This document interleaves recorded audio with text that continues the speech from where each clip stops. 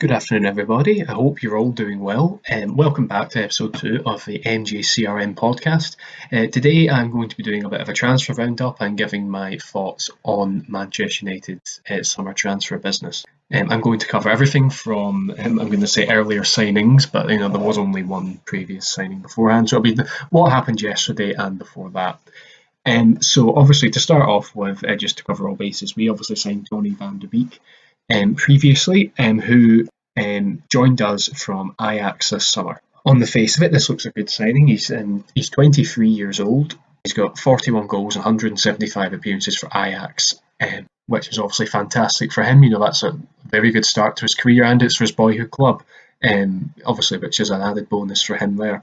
The problem I had of the signing when we did do it, it's just not in the area that we needed, and it's shown for the first 3 games of the season in the fact that he's not started and he's come on when he's not really been able to affect the game. So, I'm not going to go into it because, to be honest, just watch Gary Neville and Patrice Evra talking about it. But at the weekend, he comes on when I can't even remember what the score was, but it was at least 4-1. He has no opportunity to affect the game in the way that he can. He's an attacking player.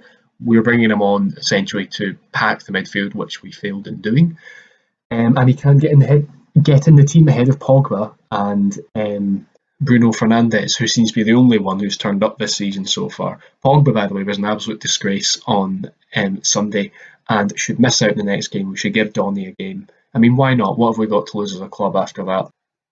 I won't say too much more on Donny. It's not his fault he's been signed. He was probably excited about it. His agents come out and said we should have lost 7-1 against Brighton, which, to be honest, probably correct. Had it been a better team, it probably would have been 7-1. We proved that with Tottenham.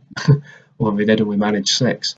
As Patrice Evra said the other day, we don't need him. We didn't need him. I don't know why we bought him. We did need another centre midfielder, but it should have been a Matic type player, a holding player, because Matic, McTominay, Fred aren't going to win us titles. They're just not. They're good squad players, but we need somebody better, and that's what we should have invested in. Again, I don't want to go too much on about this. It's not Donny's fault that he's signed for an incompetent club. Obviously, the first one that was announced yesterday in transfer deadline day, we did sign 4 players, so there's a wee bit to get through here. So the first one was Alex Telles, who I did comment on in the last video. We signed him from Porto to come in for that left back position, which is also occupied by Luke Shaw. But I don't know a lot about this guy, as I said in my previous video, but I welcome it because we do need somebody else in that position, and that is evident from, again, what happened at the weekend and at Brighton and at Crystal Palace. It's been obvious we've needed new defenders for a long time. It has taken to the last day, but I'm glad it's done. Unfortunately, it's going to take him time to bed in, which is a bit of a shame. Because if he doesn't hit the ground running, then he's just going to get criticism from the fans, and he's just going to look like a panic buy, which he was, but he is a bit older, so there is that. He is experienced and has played in the Champions League and things like that. So I do wish him well, and I hope he can come good. Also signed Adman, 41. We've also signed Amad Traore for around 41 million pounds. He is obviously a very young player, so it's impossible for him to kind of come and make an impact. And I should say as well, he's not coming until January because personal terms need to be agreed, and he also needs to get a work permit. I'll be honest, I don't know an awful lot about him other than the fact that he has been signed from Atlanta. But what is concerning is the fact that we've spent all this money on somebody who's only made 3 substitute appearances. Although, granted, from what I've read in the newspapers, he appears to be an exciting young prospect in the Serie A. I won't cover him too much because I don't know anything about him, so we'll just need to wait and see with this one when he arrives in January. Up next is the first of 2 Uruguayan players that we signed in transfer deadline day is Facundo Pellistri.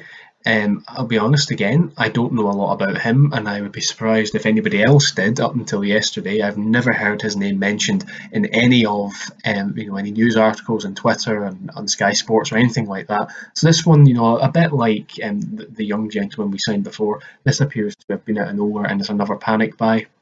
He is another young player who has signed in a 5-year contract, and he's signed from the Uruguayan league after a breakthrough season. I'll be honest, I've looked online to try and find his stats, and I can't find anything. So if anybody wants to point me in that direction, that'd be appreciated. Again, this looks like a cover-up for the fact that we've not signed Jadon Sancho or somebody else in that position. To be honest, I'm not sure about this one. I don't know anything about him. He could very well be a hidden gem, and I hope he is.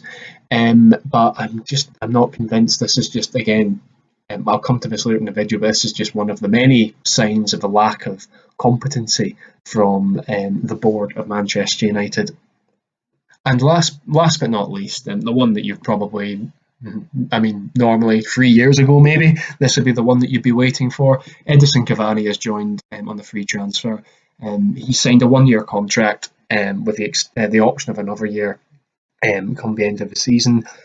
I mean, I am excited for this signing. He's obviously a good player. He's proven himself. He was obviously very big in Napoli. And he moved to PSG, where he's won various titles and played in the Champions League and so on. There's no questioning that he is a very good player. But he's 33 now. We're going to be in the same position, arguably next summer, January possibly, if he doesn't hit the ground running, which he's going to have to now because Martial's out for 3 games due to that red card he got against Tottenham. I think it's a good signing, but he's not the one that we should have been going for at this stage in the window. If we wanted him, we could have got him in August. If he was really a long-term target, which clearly he isn't, he's a panic buy. We should have been going for somebody else who's a lot younger and also who could fit in those positions. Again, I hope he does well. It's just not the right signing. A big problem with this is, I'm going to kind of sum up now in terms of outgoings from the club before I come on to my real thoughts about how this transfer window was gone. So we've let players go that not always are permanent, and I'm not going to go through them all because there is quite a lot, but I'll kind of go through the big ones. So Cameron Borthwick-Jackson, remember him, he is now left on a permanent deal with Oldham. Taif Chong has gone to Werder Bremen. Diego Dallo has now gone to AC Milan. Angel Gomez has gone to Lille. Andres Pereira's left. Alexis Sanchez has left. Chris Smalling left yesterday to Roma on a permanent deal as well. So that's not even all of them. There's a long list here of players who have left the club, and we just haven't brought in replacements. I do get a lot of these players, like Smalling, Dallo, probably aren't good enough, but at least they added squad depth. We don't have that anymore. We haven't signed players, I don't think, that are necessarily ready to start. So we've signed 2 very young players who may very well be good in the future, but they're not going to start every game. At most, they're going to feature, in FA Cup early round matches, Carling Cup as well, and they'll probably get loaned out next season as well, like the 18-year-old, and I just don't see why we bothered at this stage. If we wanted these young players, should have got them in early, but also bought more experienced players for these positions. And we still didn't buy a centre-back. Now, I will argue with anybody who still tells me that Harry Maguire is good enough for this club. Watch the first goal that goes in, after we score the penalty. What is he doing? He even tackles Luke Shaw to the ground. There's the other one where it goes through his legs. Every game he makes a mistake, and this is an £80 million player, in inverted commas. He's dreadful. He shouldn't be at the club. He's not a leader. You had Scott McTominay coming out to the media. We've had other players as well doing it. Rashford. You hear nothing from him. He's just spineless, useless, overrated. We should have got rid of him. And if we're a serious club, we'd have signed Koulibaly from Napoli. Get him in there. And you can put Bailly beside them. I'm not convinced Bailly's good enough now either. I always liked him. There's potential there, but he's always injured. He's not reliable. So for the most part, we should have had Koulibaly and Bailly at centre back. Tellez at left. On the right, Wan-Bissaka. That is a massive improvement. Leicester must be laughing at the fact that they got that amount of money for him because they signed another centre back. I can never pronounce his name, Sun Jui or something. He's much better. We should have went for him. My overall thoughts on the transfer window.